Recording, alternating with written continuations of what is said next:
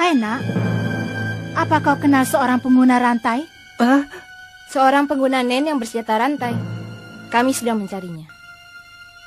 Kau mengikuti kami atas perintahnya, mengaku setia pada kami, ya kan? Aku tidak kenal, sungguh. Kami mengikuti kalian atas kemauan kami sendiri. Sedetik juga boleh, asalkan ada celah, aku bisa kabur. Bagaimana? Bagaimana ya? Kalau memang cuma pura-pura tidak tahu, coba ku periksa. Berbohong malah bisa bikin runyam. Pihak mafia menyediakan imbalan yang besar untuk memburu kalian. Bahkan ada juga beberapa situs yang bersedia memberikan banyak uang. Pertanyaan kedua, pada siapa kalian belajar cara menguntit? Bukan sekedar menguntit, itu adalah teknik menghilangkan keberadaan yang bernama Jetsu. Itu adalah salah satu teknik dari Nen. Siapa yang mengajarimu? Seorang guru dari aliran Shingen. Pertanyaan ketiga, apa kau kenal seorang pengguna Nen bersenjata rantai? Rantai? Mungkin dia bertipe Gugenka atau Sosa. Apakah orang tadi kau sebut sebagai gurumu itu memasang banyak jalinan rantai di tangan kanannya? Entahlah. Guruku itu bertipe Kyoka. Lagi pula yang kupelajari darinya hanyalah 4 ajaran saja. Begitu ya. Kalau tidak tahu apa berbuat. Nah, pertanyaan terakhir. Ini adalah pertanyaan 2 pilihan. Berpikirlah baik-baik. Mati sekarang atau mati nanti?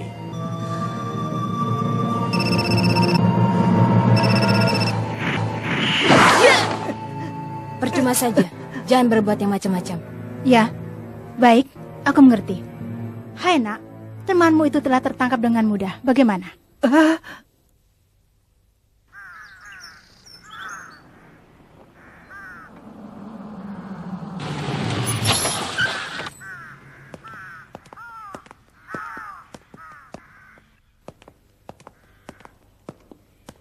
Apa mereka tidak takut membawa kami ke tempat seperti ini?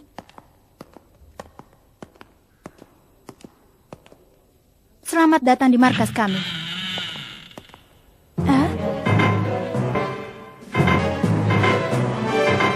Pura-pura tidak kenal. Ternyata benar dia adalah salah satu anggota laba-laba. Tapi karena dia menyukai Gon, pasti dia akan mengusahakan sesuatu untuk kami. Pura-pura tidak kenal Bodoh. Celaka. Kenapa? Apa kau ada yang kenal di sini? Tidak, itu... Wah, benar. Dia gadis yang waktu itu. Kenapa? Apa mereka kenal Shizuku? Bukan. Apa maksudmu? 2 hari yang lalu, kau adu panco dengan anak itu dan kalah kan? Kalau Shizuku sudah melupakan suatu hal, dia takkan pernah teringat lagi. Bohong, biar selama apapun aku mana mungkin dikalahkan anak kecil. Waktu itu kau melakukannya dengan tangan kanan kan? Kenapa? Aku ini kan kidal. Sudahlah, mungkin aku yang salah. Benarkah? Oh, jadi kau adu panco dengan Shizuku? Sama sekali tidak pernah kukira kalau dia anggota Ryodan. Baiklah, ayo adu panco denganku. Sekali lagi. Siap. Mulai. Sekali lagi. Sudah siap? Mulai. Hei, di antara laba-laba yang lain, aku yang paling kuat. Ya, sekitar nomor 7 atau nomor 8. Biarpun tidak lemah, tapi juga tidak terlalu kuat. Kau tahu, yang paling kuat adalah seorang laki-laki yang bernama Ubogen. Tetapi, sepertinya dia telah dihabisi. Makanya sudah kubilang kan aku tidak kenal orang itu. Hei bocah, kalau kau berani bicara lagi, akan kucincang kau. Sekali lagi. Ubogen bertipe Kyoka. Dia adalah orang yang pola pikirnya sederhana dan apa adanya. Tapi di sisi lain, dia sangat tegas dalam masalah waktu. Meski aku dan Franklin sering berkelahi dengannya karena terlambat datang, tapi dalam perkelahian tangan kosong itu, selalu aku yang jadi babak belur. Aku telah berteman dengannya sebelum menjadi anggota laba-laba. Aku mengenalnya lebih daripada siapapun juga. Dia itu tidak mungkin kalah dalam pertarungan. Pasti dia telah dijebak dengan suatu perangkap yang kotor. Biar harus membunuh beberapa orang pun akan kucari. Dendam yang dalam baru-baru ini dipekerjakan. Ya, jangan-jangan Biarpun tidak kenal langsung, tapi apa kau pernah mendengar tentang dia? Ingat baik-baik, kalau merasa tahu sesuatu, katakan semuanya sekarang juga. Kalaupun tahu, tidak akan kuberitahukan pada orang seperti kalian. Kau bisa menangis untuk temanmu. Tadinya kupikir kalian gerombolan yang tidak punya hati dan perasaan. Kalau begitu, kenapa tidak kalian bagi perasaan itu? Sedikit saja, sedikit pun tidak apa-apa.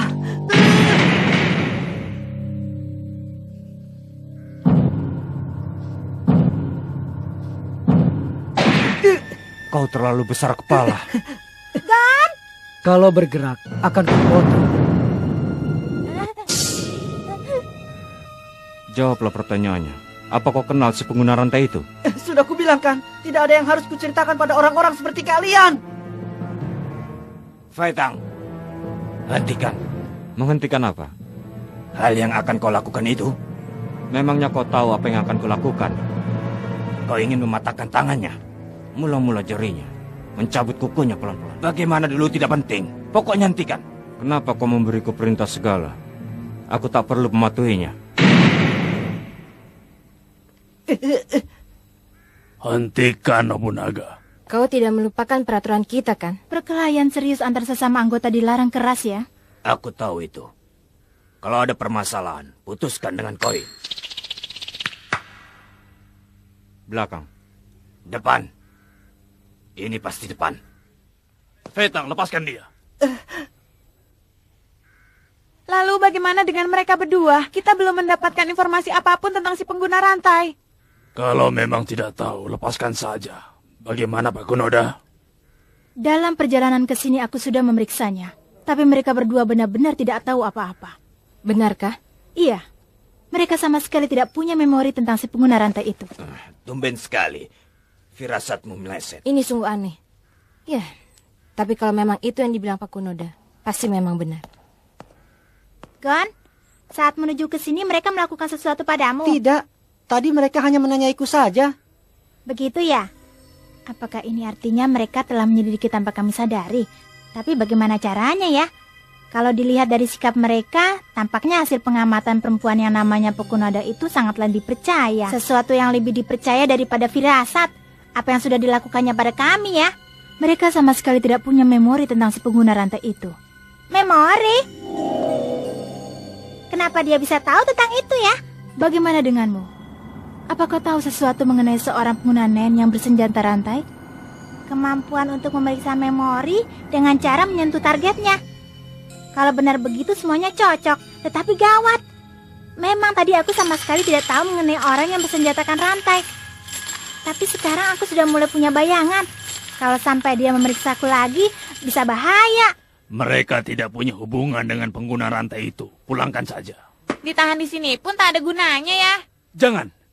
Di belakang mereka, pasti ada seseorang yang mengendalikannya. Bukankah lebih baik kalau mereka baru dilepaskan setelah kita tahu siapa orang yang berada di balik layar? Biarpun ada orang di balik layar, itu bukan si pengguna rantai. Karena pengguna rantai itu bertindak seorang diri. Jadi pendapatmu sama dengan Nobunaga ya? Kita bisa mendapatkan lebih banyak informasi melalui keluarga Nostrat. Itu memang benar. Yang jadi sasaran kita hanyalah pengguna rantai itu saja. Yang lain tak perlu kita urusi. Jadi begitu. Kalian beruntung. Jadi kalian bisa pulang.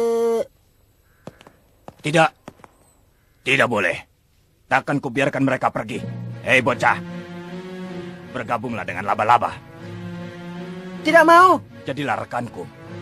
Daripada harus menjadi teman kalian, lebih baik aku mati saja. Kau sangat benci kami ya. Kau tipe Kyoka kan? Kalau memang benar, kenapa? Jadi benar begitu ya?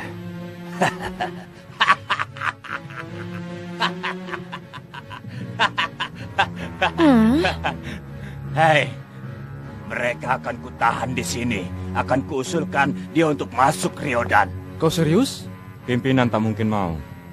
Ya, boleh saja. Tapi kami tidak mau tahu kalau sampai mereka kabur. Kau sendiri saja yang mengawasi mereka.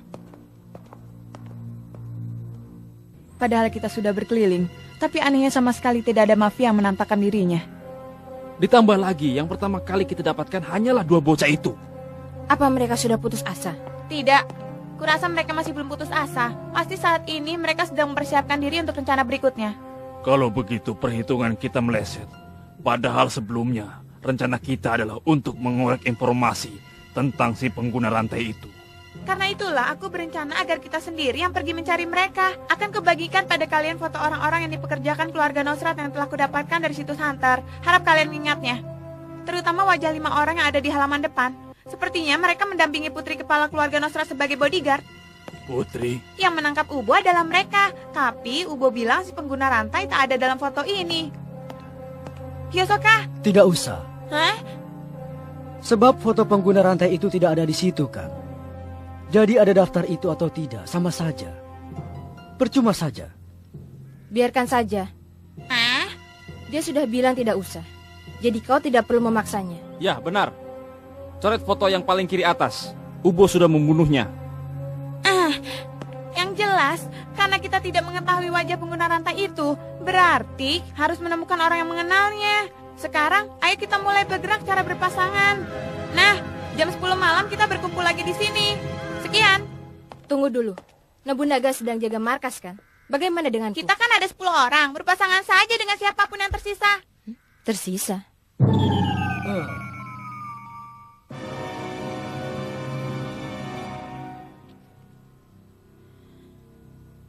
Aduh. Kau ini sebenarnya kenal dengan anak yang mempanco itu kan? Tetapi kenapa sikap kalian terlihat aneh?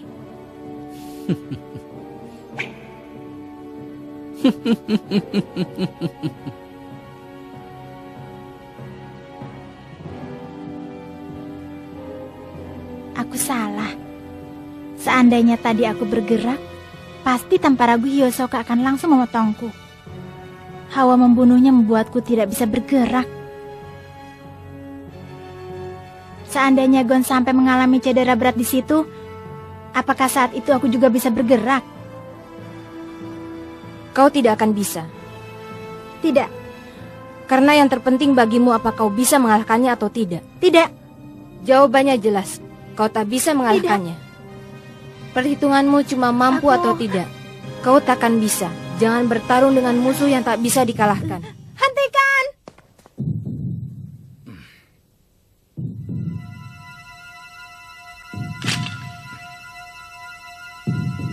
Bikin repot saja. Kelihatannya keberanianmu sudah terkumpul ya. Kuperingatkan kau. Begitu memasuki jangkauanku, akan kubelah kau. Killua. Hah? Mirip? Ubo dan anak itu? Ya, misalnya pada sifatnya yang terang-terangan atau pada sifatnya yang suka marah. Dan yang paling mirip adalah paling bisa mengerahkan kekuatannya bila menyangkut orang lain. Jadi begitu? Ya, meskipun Ubo tak mengakuinya, yang terbaik adalah bila ada orang yang melindunginya. Jadi kalau ada yang bikin repot dia bisa lebih kuat ya? Bagaimana ya? Mungkin bisa dibilang begitu. Lidahnya tajam sekali. Sedangkan sebaliknya, Nobunaga orang yang sering lalai. Dia baru bersemangat kalau ada target limit yang harus dicapainya.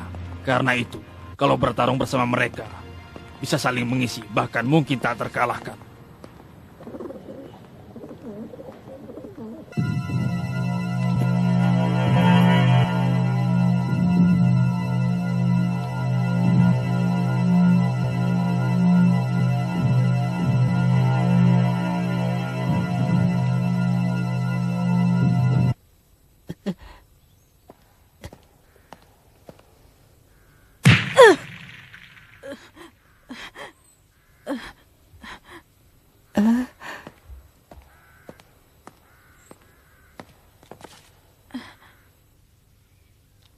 Bertarung secara langsung dengannya mustahil.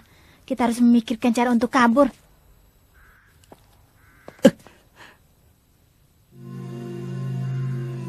Pintu keluarnya hanya satu. Jendelanya kecil sekali. Dan hanya berfungsi sebagai tempat masuknya cahaya. Bagaimana caranya untuk menyingkirkan dia dari pintu ya?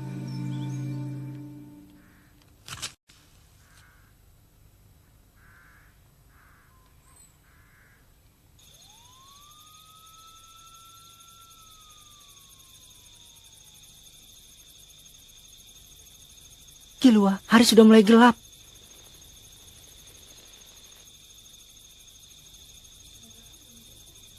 Memanfaatkan kegelapan juga mustahil. Apa yang sedang dilakukan Leorio sekarang ya?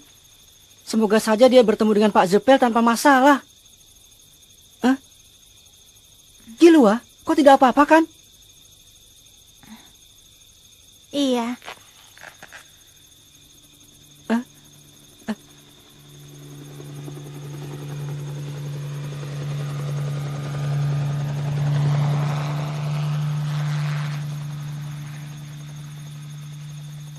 Oh iya, yang pernah diajari Pak Zepel itu trik pemanasan perekat, trik bukaan, terus apa lagi? Apa kau ingat?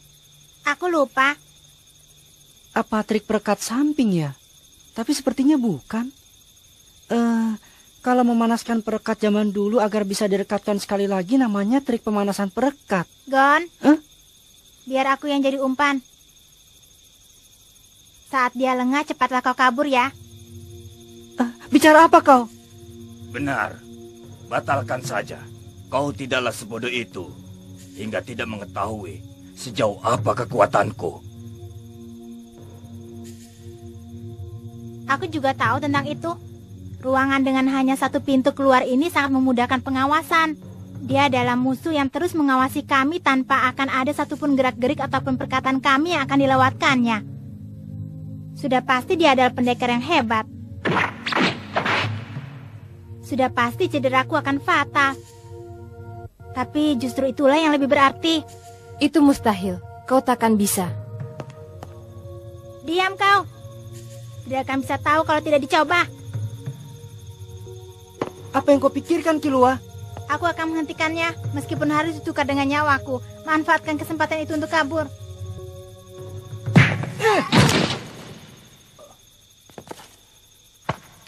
Apa yang kau lakukan, bodoh? Kalau ngomong jangan seenaknya. Hah? Makanya jangan bilang mau mati segala, itu tidak baik. Apa? Kau tadi juga bilang kan, kalau demi teman mau mati atau apapun juga boleh. Kalau aku tidak apa-apa, tapi kalau kau tidak boleh. Hah? Aku sudah menyiapkan diri untuk mati agar kau bisa keluar dari sini, bodoh. Jangan mengatakan hal yang seenaknya tanpa memikirkan perasaan orang. Aku tidak mau tahu, pokoknya jangan bicara begitu lagi. Percuma saja adu mulut dengan orang bertipe Kyoka. Sudah kuduga, kau ini menarik. Nah, tenang sajalah dan jangan berbuat yang tidak-tidak. Aku tahu kau sudah bertekad untuk melakukannya. Tapi jangan mati percuma. Tunggulah dengan tenang sampai pimpinan kembali. Kalau pimpinan berkenan, kalian bisa diizinkan pulang. Tapi kalau berusaha kabur dari sini, akan kubelah tubuh kalian.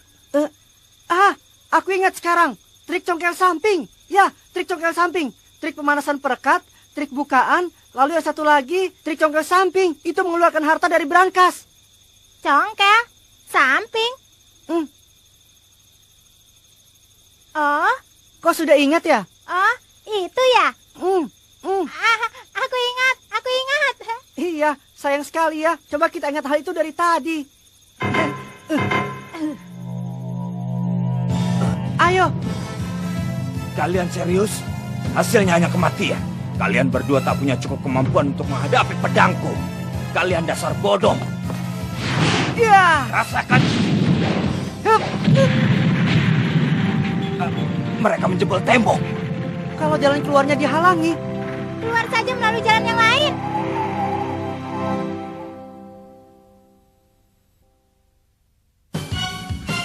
Mereka menjebol tembok untuk kabur.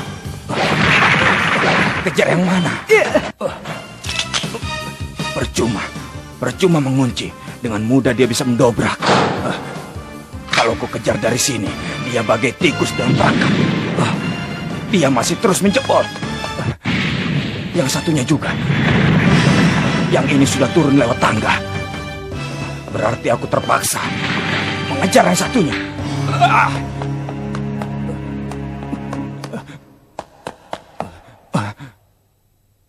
Mana dia?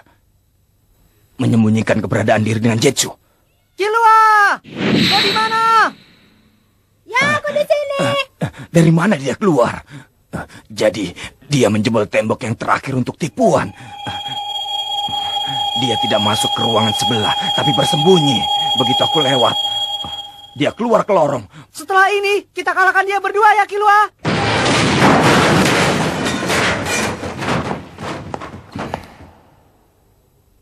Mereka menghilangkan hawa keberadaannya dan bermaksud bersembunyi di tengah kegelapan ini. Bocah-bocah bodoh. Ini adalah teknik yang lebih tinggi daripada Ten dan Ren, yaitu N, memperlebar aura yang biasanya memancar tak lebih dari hanya beberapa sentimeter saja di sekeliling tubuh menjadi seluas yang dibutuhkan. Dengan cara ini, tubuhku bisa merasakan seluruh benda yang ada di dalam lingkup N-ku ini. Yang bisa kulakukan hanyalah seluas jangkauan pedangku saja, tapi ini sudah cukup. Begitu gerakan mereka terasa masuk dalam N-ku ini, akan langsung kupotong dia. Ayo majulah. Weh, dasar bodoh. Memangnya dia pikir sampai kapan kita akan berada di dalam sana? Biar kau sibuk sendiri di dalam sana, kuncir bodoh. Iya, padahal aku ingin memberinya pelajaran tadi. Tidak akan bisa. Biarpun mengeroyoknya berdua, justru kita sendirilah yang akan dikirimnya ke dunia sana. 100%. Hampir. Dia bukanlah lawan yang bisa dihadapi oleh kita yang baru tahu dasar-dasarnya saja. Kenapa? Akhirnya kembali seperti Killua yang dulu ya. Melakukan hal yang tidak-tidak itu bagianku. Dan tugas Killua adalah untuk menghentikanku dengan kepala dingin. Aku mengandalkanmu. Dasar seenaknya. Lalu, apa rencana kita? Itu tergantung yang kita lakukan. Apa yang ingin kau lakukan, Gon? Aku ingin beri mereka pelajaran. Sudah kuduga. Ya, tapi memang itu tidak melenceng dari tujuan awal kita. Kalau bisa menangkap 3 dari mereka sekaligus, kita bisa langsung mendapatkan uang 6 miliar. Tapi untuk itu kita perlu meningkatkan kemampuan kita. Aku yakin di dalam Nen pasti ada suatu kemampuan yang bisa digunakan untuk menghadapi mereka secara seimbang. Akan lebih cepat bila kita menanyakannya kepada Kurapika. Kenapa? Karena yang disebut sebagai pengguna rantai yang telah mengalahkan teman mereka itu adalah Kurapika. Ternyata kau tidak menyadarinya ya? Itu Kurapika. Jadi dia telah menghabisi salah satu anggota Ryodan itu. Sepertinya begitu. Biarpun aku tidak tahu bagaimana ceritanya hingga bisa jadi seperti itu. Setelah menemuinya, kita akan tahu. Seandainya benar Kurapika lah yang telah menghabisinya, itu berarti kita juga punya peluang. Karena Kurapika juga mulai belajar Nen di saat yang hampir sama dengan kita. Tapi kita membutuhkan sesuatu kemampuan yang di atasnya itu untuk bisa bertarung melawan Ryodan secara seimbang. Kalau bisa bahkan melebihinya. Jadi yang mengetahui kunci jawaban itu adalah Kurapika, begitu? Iya. Aku bisa sampai sejauh ini adalah berkat dirimu. Mari jadi hunter bersama-sama. Ayo kita temui Kurapika.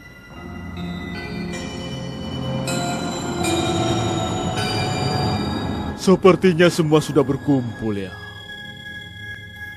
Baiklah kalau begitu, sekali lagi akan kujelaskan mengenai permintaan dari 10 Godfather. Isinya adalah untuk menghabisi Gen Ryodan. Ada kemungkinan kalau mereka akan muncul lagi di pelelangan yang diselenggarakan di Gunung Simetri malam ini. Perketat penjagaan, dan kalau benar mereka muncul, habisi. Cara atau hal-hal kecil lainnya kalian boleh putuskan sendiri. Asalkan permintaan kami terpenuhi, kami tidak akan mengajukan keluhan. Ada yang kalian butuhkan, katakan sekarang. Tolong siapkan Dena selengkapnya dari gedung ini. Juga peta daerah sekitarnya. Kita harus punya nama sandi untuk saling berhubungan. Cukup dengan warna saja. Aku Yellow. Namaku Blue. Kalau aku Red saja. Sepertinya sedang main-main. Kau mengatakan sesuatu? Bagaimana dengan kalian? Silva. Aku Geno. Silva dan Geno. Geno? Memangnya ada warna bernama itu? Keduanya adalah nama asli kami. Kalian bebas memanggil namaku, tapi aku tidak menerima perintah. Kami akan melakukannya dengan cara kami sendiri. Silva dan Geno. Jangan-jangan kalian dari keluarga Soldik. Tepat sekali. Apa? Keluarga Soldik? Keluarga legendaris yang konon sosok aslinya tidak pernah dilihat. Padahal di saat biasa, kami tidak pernah menyamar ataupun bersembunyi. Jangan-jangan sebutan Joldik itu pun bukan nama sandi, tapi nama asli. Benar. Bagaimana kalau aku memberi kartu nama, alamat, dan nomor telepon? Kalau kau ingin membunuh seseorang, ku beri kau potongan harga 30%. Jadi mereka adalah keluarga Killua. Pantas saja pancaran aura mereka beberapa tingkat lebih besar daripada orang lain. Meskipun tingkat para pembunuh bayaran lain juga tidak rendah. Pasti mereka merasakan perbedaan itu. Mereka terlihat menciut. Yang terlihat paling bisa mengimbanginya adalah kedua orang ini. Menurutku nama panggilan tidak penting kan? Habisnya kita tidak akan saling memanggil. Bukankah setiap orang bertindak sesuai keinginannya? Aku setuju. Pola pikir dan gaya hidup orang berbeda. Aku bertindak sesuai kemauanku. Tetapi lawannya adalah Gen Ryodan. Itu terlalu berbahaya. Untuk menangkap mereka semua, kita butuhkan seluruh bantuan yang ada. Bantuan? Hei, bagaimana menurutmu? Bagaimana ya? Kerjasama yang tidak kompak hanya mengundang kekacauan. Kalau ada yang membutuhkan bantuan, gunakan saja tenaga komunitas. Dengan bergerak secara sendiri-sendiri, perselisihan juga tidak akan terjadi. Aku bergerak sendiri saja. Artinya itu 5 lawan 4. Iya, yang butuh teman bergabung saja sendiri. Itu benar. Pelelangan dibuka jam 9. Ya, kami akan mengantar kalian sampai ke dalam gedung.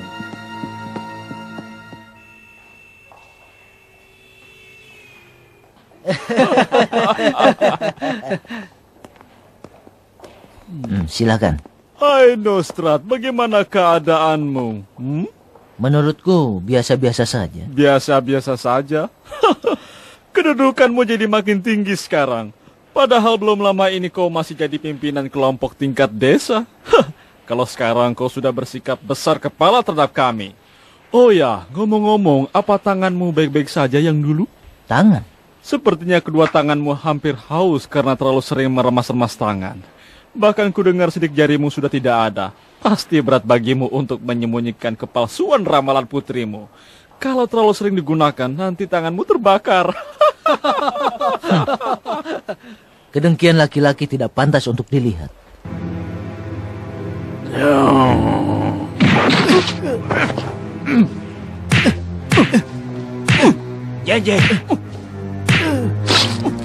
Janji, apa-apaan kau? Padahal cuma pekerjaan rendah. Jangan seenaknya melepaskanku. Janji, lepaskan dia. Orang seperti itu jangan dilayani. Kami sudah mengerti. Apa yang ingin kau katakan? Tidak ada seorang pun yang mau mengakui orang sepertimu.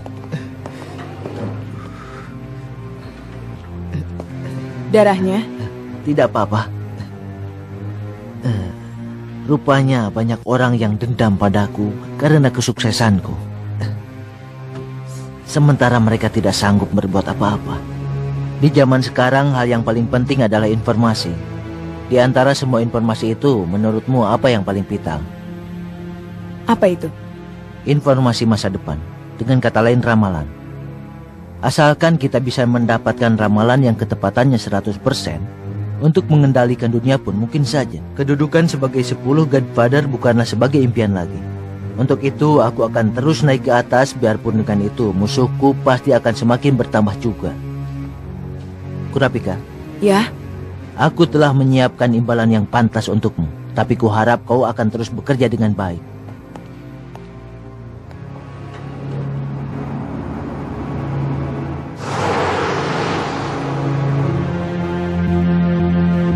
Sebel. Papa tukang bohong. Aku tahu bahwa saat Papa menjanjikan sesuatu kepadaku, sudah pasti itu adalah bohong. Lihat saja, aku pasti akan pergi sendiri. Tetapi aku butuh tanda peserta lelang. Kalau begini aku bisa terlambat ikut pelelangan. Apa yang sebaiknya aku lakukan? Baik, tak ada masalah. Anda boleh lewat sekarang. Polisi juga ikut kerjasama ya? Lawannya adalah Gen Ryodan. Dalam radius 1 km dari tempat pelelangan. Dilakukan penjagaan dengan ketat. Orang yang masuk tanpa izin tidak akan bisa lolos lagi. Halo. Kurapika, ini gawat. Bos telah kabur. Ceritakan dengan lengkap. Tadinya kami merasa tenang karena bos belanja dengan hati gembira. Lalu tiba-tiba saja dia kabur saat ganti baju di toilet. Sepertinya dia sudah merencanakan. Begitu. Kalau begitu aku bisa memperkirakan tempat tujuan. Benarkah? Ya, kembalilah ke hotel dan tunggu di sana. Baik. Baso, Kita disuruh menunggu di hotel karena tempat tujuan bos telah diketahui. Iya. Ngomong-ngomong, apa tidak apa-apa Kurapika dibiarkan begitu saja? Kurasa tubuhnya sudah lumayan pulih berkat tiupan sulingku. Bagaimana dengan masalah pembunuh bayaran itu? Saat ku dengar suara hatinya, sepertinya dia tidak setuju untuk bergabung dengan tim pembunuh bayaran itu meski sekarang dia sudah menerima. Lalu kenapa? Itu karena Kurapika telah mempunyai suatu keputusan yang lebih penting dari hal yang lain. Itu adalah keputusan yang harus dijalankan, meskipun untuk itu dia harus mengorbankan dirinya sendiri. Kurasa dia mengambil tindakan dengan memprioritaskan pada keputusan itu. Cara hidup yang melelahkan. Aku tak bisa menerimanya. Apa artinya kehidupan yang harus mengorbankan diri? Tidak menikmati kehidupan itu adalah dosa. Ya, sudahlah. Setiap orang punya jalan hidupnya sendiri. Tujuan bos sudah diketahui. Kita kembali ke hotel. Mungkin memang benar juga. Ada apa? Sepertinya putri Anda telah kabur. Tenanglah, tujuan kepergiannya sama dengan kita. Pelelangan? Kurasa begitu. Mungkin dia ingin mendapatkan benda yang diinginkan dengan usahanya sendiri. Merepotkan sekali. Nomor yang Anda hubungi sedang tidak diaktifkan atau berada di luar jangkauan. Silakan telepon beberapa saat lagi. Iya, teleponnya dimatikan. Tapi dia tidak akan bisa masuk ke pelelangan karena dia tidak punya kartu tanda peserta. Halo, ya ini aku, Retno Strad. Tolong beritahukan pada petugas yang berjaga kalau datang seorang gadis yang berusia 18 tahun dan tidak punya tanda peserta. Tolong tahan dulu. Dia itu putriku. Wah, jadi tempat lelangnya di bawah sini ya? Terima kasih. Aku bingung karena tidak bisa melatih penjagaan. Sama-sama. Itu karena ayahmu sudah banyak sekali membantu. Rahasiakan ini dari Papa ya. Tenang sajalah. Sepertinya masih ada sedikit waktu sebelum pelelangan dimulai. Bagaimana kalau kita bersantai sebentar di sana? Baik. Bersulang. Ah, segarnya. Haus sekali karena berusaha kabur tadi. Memangnya susah ya? Iya, selalu ada pengawal yang ditugaskan Papa. Aku sampai susah bernapas. Hari ini juga, aku telah kabur sesaat sebelum menaiki balon angkasa. Lalu bagaimana caranya kau mengelabui para pengawal itu? Coba dengar ceritaku. Sebelum pesawat berangkat, aku belanja banyak sekali. Lalu saat itu sekalian aku juga membeli pakaian dan alat-alat untuk menyamar. Lalu aku ganti pakaian di toilet. Kemudian aku menyusup di antara sekelompok gadis dan kabur. Untungnya tidak ketahuan. Iya, aku sampai berdebar-debar. Ngomong-ngomong, kau jago meramal ya? Aku mendengarnya dari siapa ya? Iya, banyak orang dengan kedudukan tinggi minta ku ramal. Kira-kira seberapa tepat ramalanmu itu? Katanya ketepatannya 100%. Kok katanya? Yang meramalkan kamu? Begini ya, aku punya alat tulis otomatis, lalu tanganku bergerak sendiri. Oh, sepertinya menarik. Kalau begitu, coba ramalkan aku. Boleh saja. Kuro Lucy Ruful. Hah? 26 tahun? Ternyata jauh lebih tua dari aku ya. Tidak kelihatan kan? Sama sekali tidak, terlihat muda. Tapi namamu unik juga ya. Rekan-rekanku memanggilku dengan sebutan pimpinan. Panggilan apa itu? Aneh sekali. Baiklah, ku coba meramal ya.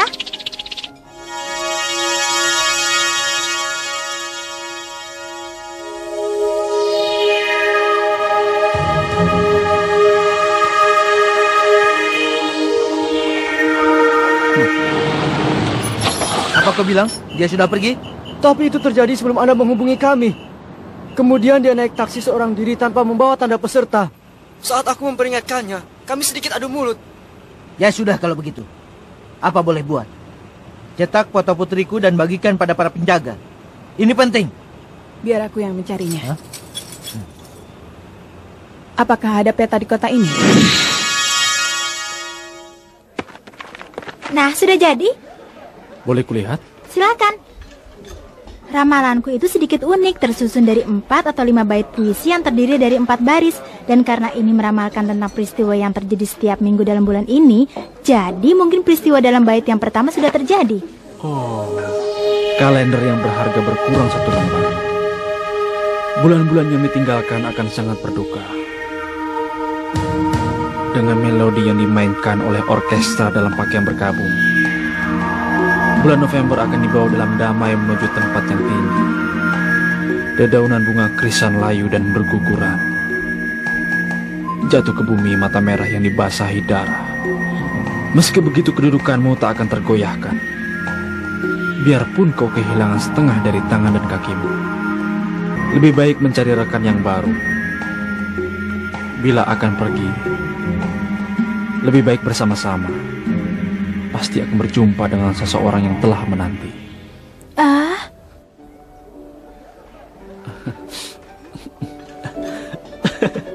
Ramalanmu hebat sekali. Benar-benar tepat. Misalnya saja dalam bait pertama ini. Jangan. Aku tidak pernah mau melihat hasil ramalanku karena aku merasa ramalanku akan jadi lebih tepat kalau aku tidak terlibat di dalamnya. Oh, begitu ya. Permisi sebentar ya. Ini pertama kalinya aku melihat laki-laki menangis. Aku jadi deg-degan.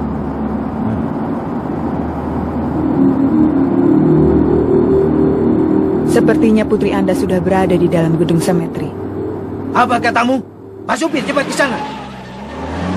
Sudah hampir dimulai. Ayo ke sana. Aku merasa bersyukur yang menolongku adalah kamu.